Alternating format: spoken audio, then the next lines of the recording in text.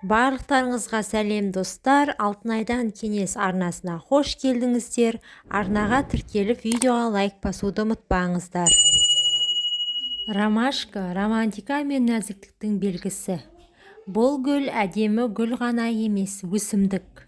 Керемет емдік қасиеттерге ие. Сондықтан түймедақ шайы дәстүрлі және халықтық медицинада кеңінен қолданылады. Ромашка шайы жүйке жүйесіне арналған.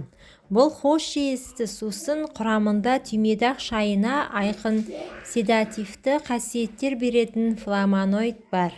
Орынсыз қорқыныш, ашуланшақтық, түнгі қорқыныш, жүйке шаршауы, ұйқысыздық.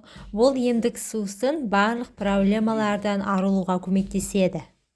Стресте және жүйке жүйесінің проблемалары кезінде шайды қайнату ұсынылады.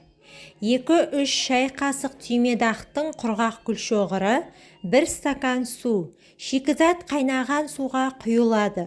17-20 минут тұндырылады, сүзіледі және одан кейін осы шайды ішеді. Дәрілік мақсатта күніне 3-4 кесе түймедақ сусынын ішу ұсынылады.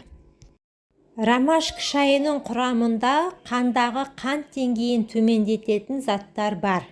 Сондықтан бұл сусын қант диабетімен ауыратындарға пайдалы. Иммунитетті күшейту. Егер сіз 5-10 күн қатарынан күнделікті 14 кесе түймедақ шайын ішсеңіз, иммундық жүйені нығайта аласыз деп есептеледі. Сонымен қатар бұл хош иісті сусын бронхит, тамақ ауруы, тұмау және басқа ауруларға көмектеседі. Ромашка сусыны шай ретінде ішіледі. Ол деммен жұту және шаю үшін де қолданылады. Асқазан ішек жолдары үшін түймедақ шайының пайдасы.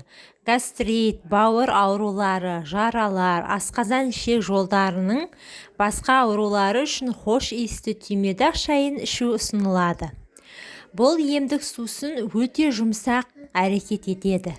Токсиндерді кетіреді, ауруды басады, ыңғайсыздық сезімін жояды және ішкі ағзалардың жұмысын қалыпқа келтіреді.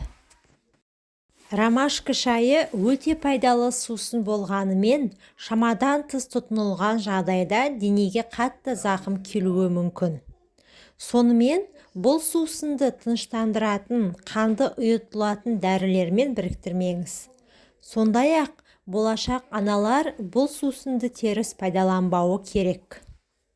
Өйткені бұл емдік шай мерзімінен бұрын босануға келуі мүмкін.